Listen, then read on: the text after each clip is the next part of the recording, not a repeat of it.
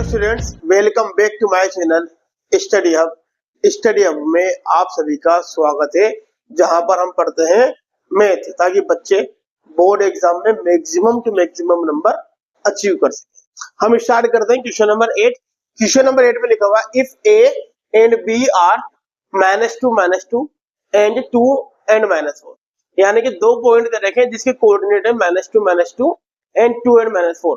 Find the coordinate of P. तो P के coordinate बताना है सच दैट जो AP equal to 3/7 AB। But देखो क्वेश्चन को अपन समझते हैं, क्वेश्चन क्या लिखा हुआ है।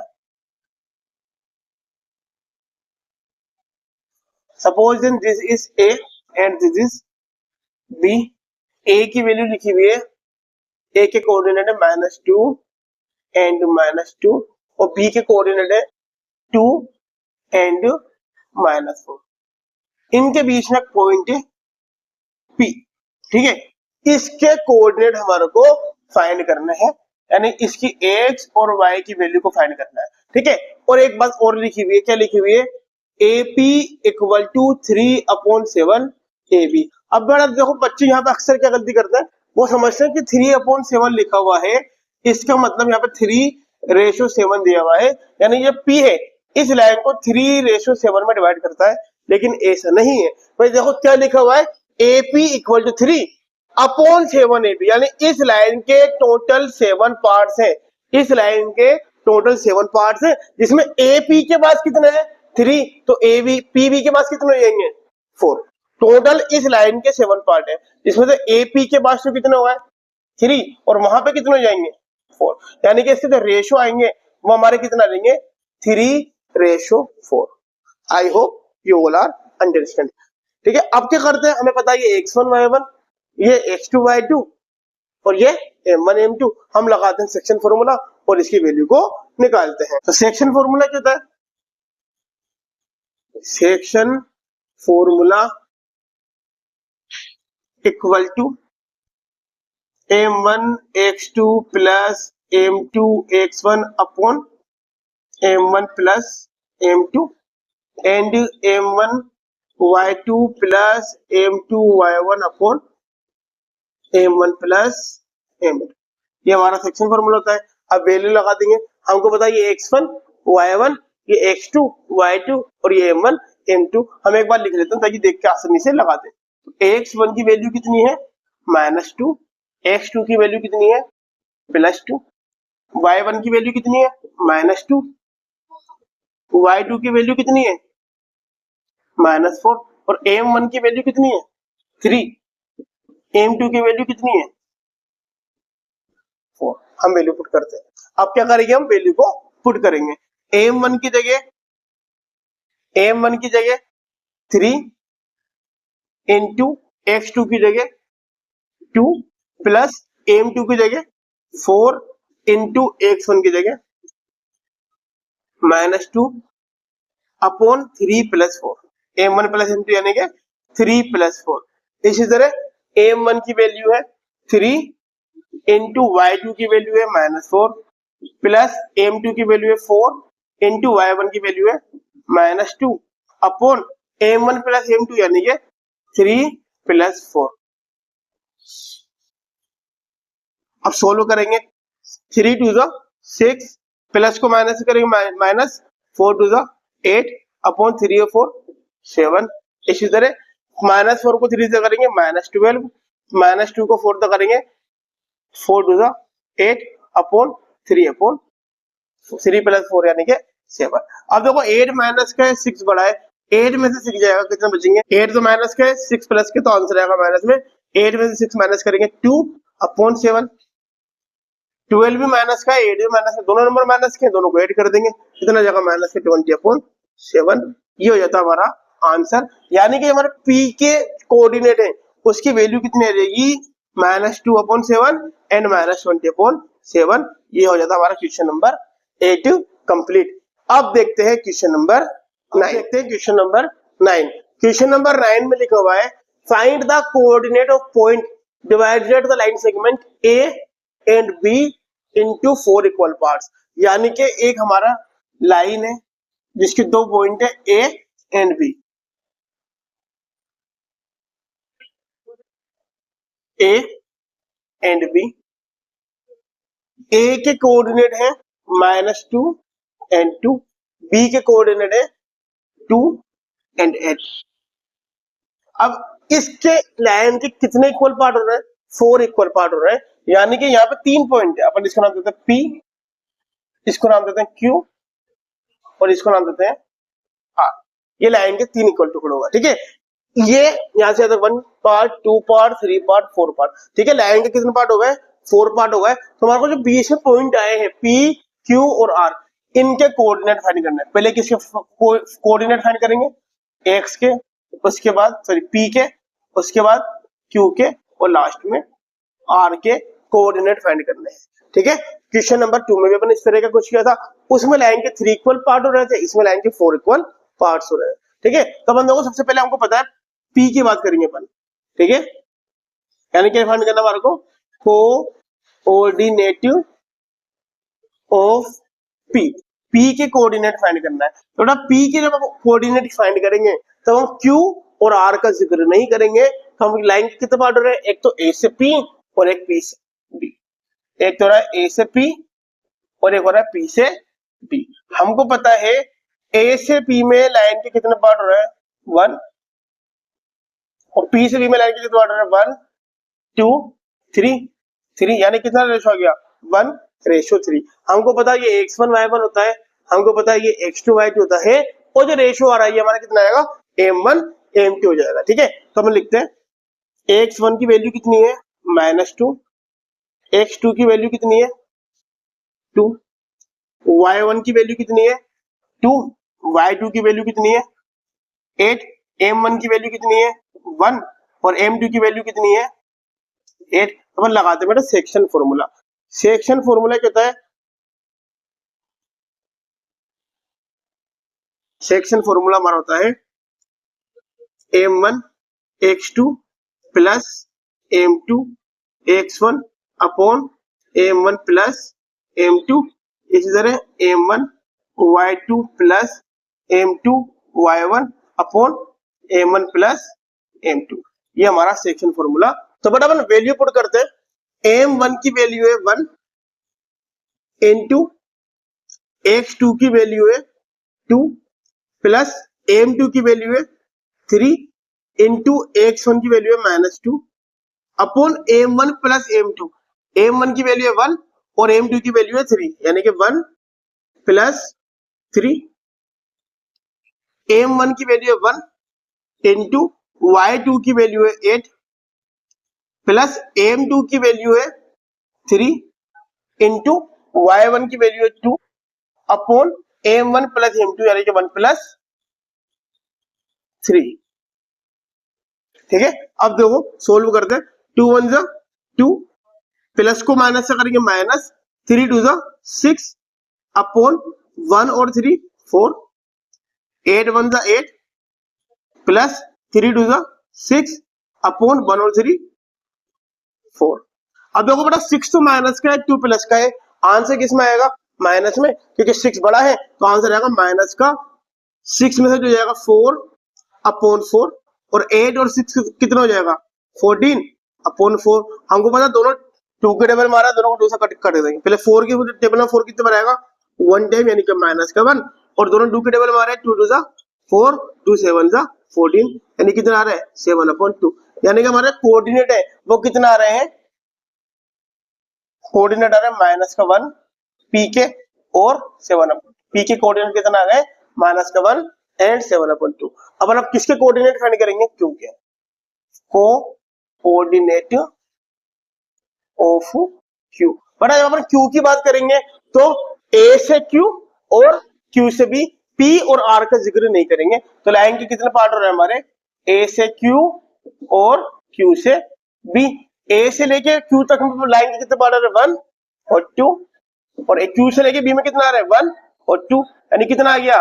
2:2, ठीक है। अब देखो हमको पता है ये x1 y1, ये x2 y2 और ये m1 m2। हमको पता है x1 y1 तो ये रहेगा, तो x1 की वैल्यू कितनी है? -2। x2 की वैल्यू कितनी है? 2। y1 की वैल्यू कितनी है? 2। y2 की वैल्यू कितनी है? 8। m1 की वैल्यू कितनी है? 2 और m2 की वैल्यू कितनी है 2। अब क्या लगा देंगे सेक्शन फॉर्मूला लगा देंगे एस एफ। सेक्शन फॉर्मूला कितना हमारा m1 x2 plus m2 x1 upon m1 plus m2, इसी तरह m1 y2 plus m2 y1 upon m1 plus m2। ये हमारा सेक्शन फॉर्मूला होता है। ठीक है, अब वैल्यू लगा देंगे m1 की वैल्यू है 2 इंटू x2 की वैल्यू 2 प्लस m2 की वैल्यू 2 इंटू x1 की value -2 upon m1 plus m2 यानी 2 इंटू 2 प्लस 2। m1 की वैल्यू 2 इंटू y2 की वैल्यू 8 प्लस m2 की वैल्यू 2 इंटू y1 की value 2 upon m1 plus m2 यानी कि 2 प्लस 2। 2 को 2 से मल्टीप्लाई करेंगे 2 टू द 4 प्लस 2 को माइनस प्लस को माइनस से करेंगे माइनस 2 को 2 से करेंगे 2 टू द 4 अपॉन 2 और 2 4 8 to the 16 plus 4 2 to the 4 upon 2 और 2 4। ठीक है, अब सोल्व कर देंगे 4 में से 4 जाएगा तो बचेगा 0 अपॉन 4 16 और 4 20 अपॉन 4। बट हमको पता है किसी भी नंबर को 0 से डिवाइड करो कितना आता है 0 और 4 1 4 4 5 20, यानी कि इसके कोऑर्डिनेट कितना आ जाएंगे 0 और 5। अब हम फाइंड करते हैं लास्ट वाले r के लिए। किसके फाइंड करेंगे coordinate of r, coordinate of r। तो बेटा लाइन के कितने पार्ट हो जाएंगे p से r और r से b। p से r में कितने पार्ट आ रहे हैं 1 2 3 रेशियो 1। ठीक है, तो हमको पता है x1 y1 और x2 y2 सेम रहेगा। x1 की वैल्यू कितनी है x1 equal to -2 x2 equal to 2 y1 equal to 2 y2 equal to 8। बस m1 कितना हो गया 3 और m2 कितना हो गया 1। बाकी सेम है। वापस सेक्शन फॉर्मूला लगा देंगे। सेक्शन फॉर्मूला क्या होता है m1 x2 plus m2 x1 upon m1 plus m2, इसी तरह m1 y2 plus m2 y1 upon m1 plus m2। ठीक है, अब वैल्यू लगाते हैं और आंसर निकालते हैं। m1 की वैल्यू है 3 इंटू x2 की वैल्यू है 2 प्लस m2 की वैल्यू है 1 इंटू x1 की वैल्यू है -2 अपॉन m1 प्लस m2 यानी कि 3 प्लस 1। m1 की वैल्यू है 3 इंटू y2 की वैल्यू है 8 प्लस m2 की वैल्यू है 1 इंटू y1 की वैल्यू है 2 अपॉन m1 प्लस m2 यानी कि 3 प्लस 1। अब वैल्यू को आंसर सोल्व कर देते हैं, हमारा आंसर आ जाएगा 2 3 6 प्लस को माइनस करेंगे माइनस 2 1 2 अपॉन 3 और 1 4 3 8 24 प्लस 2 1 2 अपॉन 3 और 1 4। 6 में से 2 जाएगा तो 4 अपॉन 4 24 और 2 26 अपॉन 4।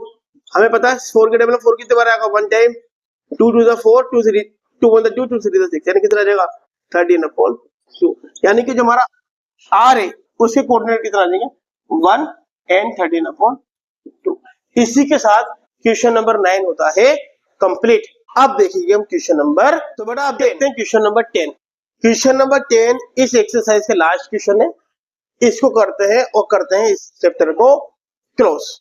तो 7.2 के क्वेश्चन नंबर 10 में लिखा हुआ find the area of rhombus, जिसके 4 वर्टिसेस दे रखे हैं, जिसका नाम देते हैं ए बी सी डी। तो ए की जो कोऑर्डिनेट है वो कितने दे रखे हैं 3 एंड 0। बी के जो कोऑर्डिनेट है वो कितने दे रखे हैं 4 एंड 5। सी के जो कोऑर्डिनेट है वो कितने दे रखे हैं -1 4 एंड डी के कोऑर्डिनेट है वो कितने दे रखे हैं -2 एंड -1। ठीक है, तो अपन को पता है रोम्बस है तो अपन इसको रोम्बस बनाते हैं।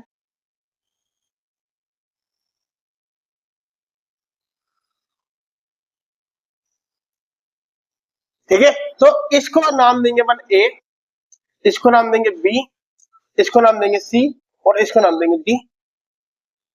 ए के कोऑर्डिनेट है 3 एंड 0, बी के कोऑर्डिनेट है 4 एंड 5, सी के कोऑर्डिनेट है -1 एंड 4 और डी के कोऑर्डिनेट है -2 एंड -1। ठीक है, तो बेटा हमें क्या निकालना है, रोम्बस के एरिया निकालना है और हमको पता है रोम्बस की एरिया निकालने के लिए उसके क्या फाइंड होने चाहिए, तो डायगोनल फाइंड होने चाहिए। तो इसके डायगोनल क्या है हमारा, AC और BD।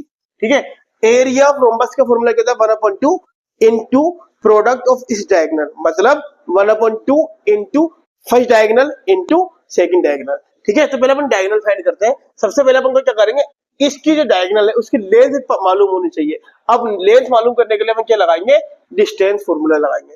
सबसे पहले अपन क्या लगाएंगे, डिस्टेंस ऑफ डायगोनल AC। तो डिस्टेंस के लिए कौन सा लगाएंगे, डिस्टेंस फॉर्मूला लगाएंगे।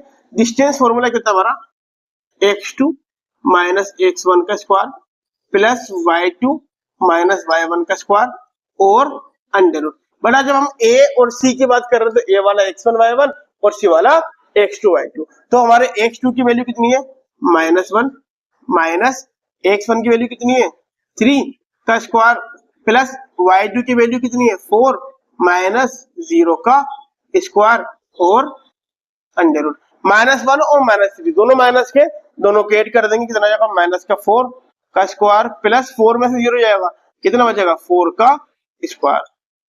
ठीक है, 4 का स्क्वायर कितना, 4 4 का 16 प्लस 4 का स्क्वायर कितना आएगा, 4 4 का 16। बट हमको पता है -4 का स्क्वायर भी 16 आएगा, प्लस 4 का स्क्वायर भी 16 आएगा, क्योंकि हमको पता है चाहे नंबर माइनस का चाहे नंबर प्लस का हो, स्क्वायर आर ऑलवेज पॉजिटिव। दोनों को प्लस कर देंगे, 16 और 16 कितना आ जाएगा 32।